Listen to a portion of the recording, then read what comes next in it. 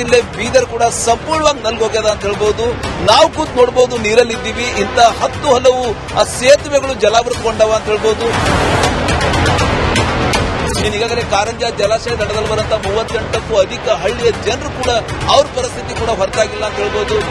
ಎಲ್ಲಿ ನೋಡಿದ್ರೂ ನೀರೋ ನೀರು, ಮುಳುಗಿದ ಮನೆಗಳು, ಕೆರೆಯಂತಾದ ಜಮೀನುಗಳು. ಪ್ರವಾಹದ ಒಂದೊಂದು ದೃಶ್ಯವೂ ಘನಘೋರ, ಭೀಕರ. ಉತ್ತರ ಕರ್ನಾಟಕದಲ್ಲಿ ಮಳೆ ಅಬ್ಬರಕ್ಕೆ ಸಾಲು ಸಾಲು ಅವಾಂತರ.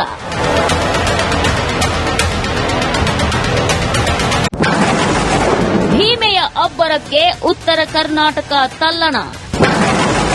ವರುಣಾರ್ಭಟಕ್ಕೆ ಬೀದರ್ ಜನ ಹೈರಾಣ.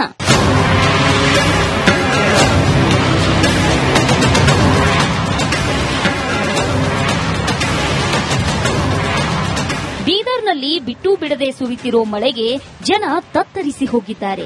ಜಮೀನುಗಳಿಗೆ ನೀರು ನುಗ್ಗಿ ರೈತರು ಕಂಗಾಲಾಗಿ ಹೋಗಿದ್ದಾರೆ. ಮಳೆಯ ಆರ್ಭಟಕ ರಾಜ್ಯದ ಮುಕುಟ ಬೀದರ್ ಜಿಲ್ಲೆ ಸಂಪೂರ್ಣವಾಗಿ ನಲ್ಗೋಗ್ಯದ ಅಂತ ಹೇಳ್ಬೋದು. ನೋಡಬಹುದು ನೀವು ದೃಶ್ಯದಲ್ಲಿ ಯಾವ ರೀತಿ ನಾವು ಮೇಲ್ಗಡೆ ತೋರಿಸ್ತಾ ಇದ್ದ ದೃಶ್ಯ ಇದು. ಈಗಾಗಲೇ ಮಾಂಜ್ರಾ ಅಂದ್ರೆ ಮಹಾರಾಷ್ಟ್ರದಲ್ಲಿ ಹುಟ್ಟಿ ಕರ್ನಾಟಕ ಮೂಲಕ ತೆಲಂಗಾಣಕ್ಕೆ ಹಾದು ಹೋಗುವ ಮಾಂಜ್ರಾ ಜಲಾಶಯ ಹಿನ್ನೀರಿನಿಂದ ಯಾವ ರೀತಿ ರೈತರ ಹೊಲೆಗಳು ಕೆರೆಯಾಗಿ ಬದಲಾಗ್ಯಾವ ನೋಡಬಹುದು ನೀವು ದೃಶ್ಯದಲ್ಲಿ. ಸಾಕಷ್ಟು ಮಳೆ ಅವಾಂತರಕ ನಿಜಕ್ಕೂ ಬೀದರ್ ಜಿಲ್ಲೆಯಾದ್ಯಂತ ಜನಜೀವನ ಸಂಪೂರ್ಣವಾಗಿ ಅಸ್ತವ್ಯಸ್ತ ಆಗ್ಯದ ಅಂತ ಹೇಳ್ಬೋದು. ಕೆರೆಯಂತಾದ ಜಮೀನುಗಳು. ಮಹಾಮಳೆ ಅಬ್ಬರಕ್ಕೆ ಭೀಮಾ ನದಿ ಉಕ್ಕಿ ಹರಿಯುತ್ತಿದ್ದು ಜಮೀನುಗಳು ಕೆರೆಯಂತಾಗಿವೆ. ಬೀದರ್ ತಾಲೂಕಿನ ಸಾಂಗ್ವಿ ಗ್ರಾಮದಲ್ಲಿದ್ದೀವಿ. ನೋಡಬಹುದು ನೀವು ಇಲ್ಲಿ ಕೂಡ ಏನ್ ಈ ಭಾಗದ ವಾಣಿಜ್ಯ ಬೆಳೆ ತೊಗರಿ ಇದೆ. ಯಾವ ರೀತಿ ಆ ಹೊಲ ಕೆರೆಯಾಗಿ ಬದಲಾಗ್ಯದ ನಾವು ತೋರಿಸ್ತಾ ಹೋಗ್ತಾರೆ ನಮ್ಮ ಕ್ಯಾಮ್ರಾಮನ್. ಯಾವ ರೀತಿ ಹೊಲಗಳು ಸಂಪೂರ್ಣವಾಗಿ ಕೆರೆಯಾಗಿ ಎಲ್ಲಿವರೆಗೆ ನಾವು ಕಣ್ಣಾಯಿಸ್ತೀವಿ ಅಲ್ಲಿವರೆಗೆ ಸಂಪೂರ್ಣ ಅಂದ್ರೆ ನೀರಿವೆ ಅಂತ ಹೇಳ್ಬಹುದು. ಮಳೆಗೆ ಮುಳುಗಿದ ಸೇತುವೆಗಳು.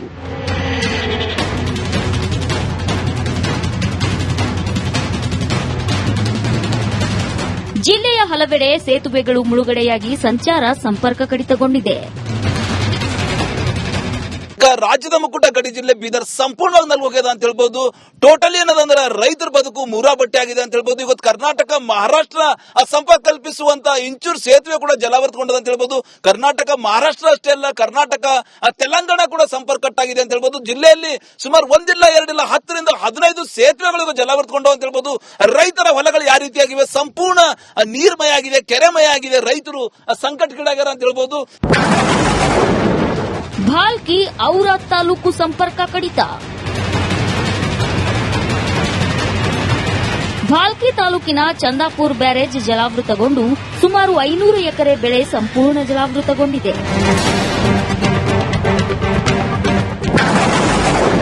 ಪ್ರವಾಹಕ್ಕೆ ನಲುಗಿದ ಭೀಮಾ ತೀರದ ಜನ.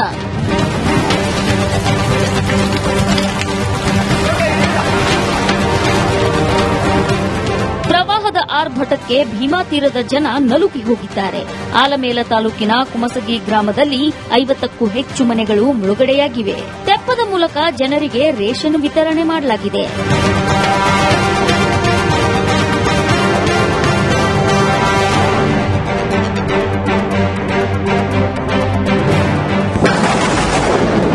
ಮಳೆಗೆ ನದಿಯಂತಾದ ರಸ್ತೆಗಳು.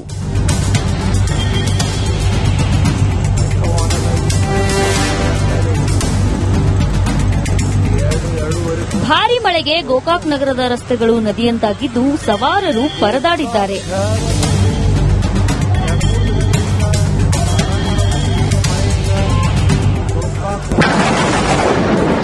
ಬೈಲಹೊಂಗಲ ಮುನವಳ್ಳಿ ಪಟ್ಟಣಕ್ಕೆ ಸಂಪರ್ಕ ಕಡಿತ.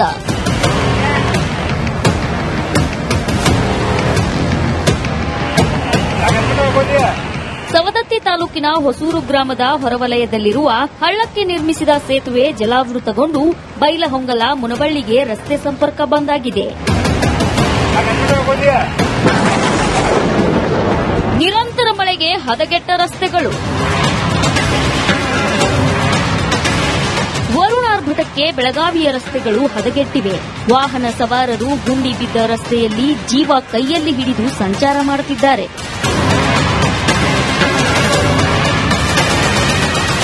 ರಸ್ತೆಗಳು ಸಂಪೂರ್ಣವಾಗಿ ಹದಗೆಟ್ಟಿರುವಂತದ್ದು ಸದ್ಯ ನಾನಿರುವಂತ ಸ್ಥಳ ಬೆಳಗಾವಿಯ ಬಾಚಿ ರಸ್ತೆ ಗಮನಿಸಬಹುದು. ರಸ್ತೆ ಯಾವ ರೀತಿಯಾಗಿದೆ ಅನ್ನೋದನ್ನ ನಿರಂತರವಾಗಿ ಮಳೆ ಆಗ್ತಿದೆ. ಹಾಗಾಗಿ ಎಲ್ಲೆಂದರಲ್ಲಿ ಗುಂಡಿಗಳು ಬಿದ್ದಿದೆ. ಈ ರೀತಿಯಾಗಿ ಆಟೋಗಳಿರ್ಬೋದು, ವಾಹನ ಸವಾರರಿರ್ಬೋದು, ಬೈಕ್ ಸವಾರರು ಪರದಾಡುವಂತ ಪರಿಸ್ಥಿತಿ ನಿರ್ಮಾಣ ಆಗಿರುವಂತದ್ದು. ಮನೆಗೆ ನೀರು ನುಗ್ಗಿ ಅವಾಂತರ.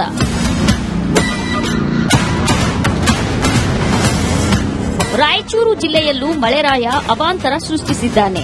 ಲಿಂಗಸೂಗೂರು ತಾಲೂಕಿನ ಹಟ್ಟಿ ಗ್ರಾಮದ ಮನೆಗಳಿಗೆ ನೀರು ನುಗ್ಗಿ ಜನರು ಪರದಾಡಿದ್ರು.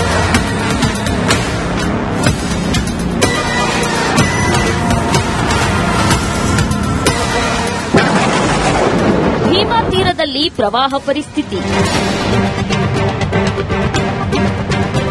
ಭೀಮಾ ನದಿ ಅಬ್ಬರಕ್ಕೆ ಯಾದಗಿರಿಯಲ್ಲೂ ರೈತರು ಕಂಗಾಲಾಗಿದ್ದಾರೆ. ಜಮೀನುಗಳಿಗೆ ನೀರು ನುಗ್ಗಿ ಬೆಳೆ ಹಾನಿಯಾಗಿದೆ. ವಿಜಯನಗರ, ಕೊಪ್ಪಳದಲ್ಲೂ ಮಳೆ ರಗಳೆ ಸೃಷ್ಟಿಸಿದೆ. ಜನಜೀವನ ಅಸ್ತವ್ಯಸ್ತಗೊಂಡಿದೆ. Bureau report, republic Kannada.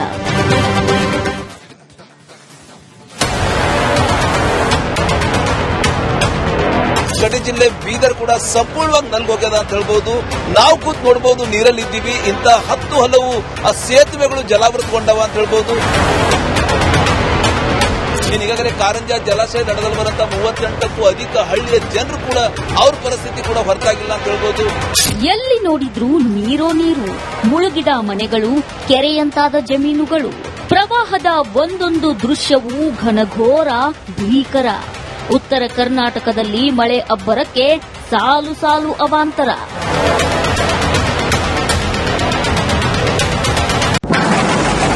ಭೀಮೆಯ ಅಬ್ಬರಕ್ಕೆ ಉತ್ತರ ಕರ್ನಾಟಕ ತಲ್ಲಣ. ವರುಣಾರ್ಭಟಕ್ಕೆ ಬೀದರ್ ಜನ ಹೈರಾಣ.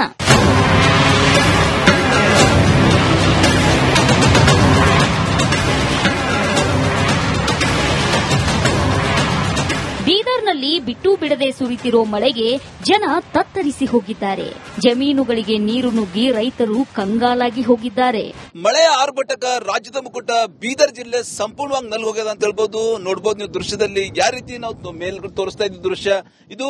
ಈಗಾಗಲೇ ಮಾಂಜ್ರಾ ಅಂದ್ರೆ ಮಹಾರಾಷ್ಟ್ರದಲ್ಲಿ ಹುಟ್ಟಿ ಕರ್ನಾಟಕ ಮೂಲಕ ತೆಲಂಗಾಣಕ್ಕೆ ಹಾದು ಹೋಗುವ ಮಾಂಜ್ರಾ ಜಲಾಶಯ ಹಿನ್ನೀರಿನಿಂದ ಯಾವ ರೀತಿ ರೈತರ ಹೊಲೆಗಳು ಕೆರೆಯಾಗಿ ಬದಲಾಗ್ಯಾವ ನೋಡಬಹುದು ನೀವು ದೃಶ್ಯದಲ್ಲಿ.